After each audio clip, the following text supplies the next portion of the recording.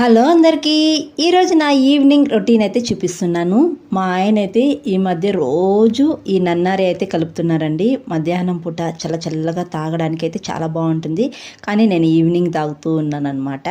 తర్వాత ఖుర్షిద్ని అబాకస్ క్లాసులో వదిలేసి నేను మా ఆయన అయితే బయట వెళ్తున్నాం అనమాట.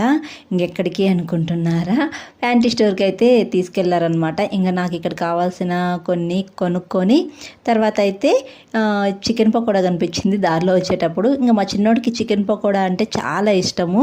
ఇంకా చికెన్ పకోడా అయితే కొనుక్కున్నారనమాట. ఈ చికెన్ పకోడా అయితే విపరీతంగా కారం ఉంది. మా చిన్నోనికి ఇష్టమైంది ఉంటే అది ఎంత కారం ఉన్నా బాగా ఇష్టంగా తింటాడనమాట.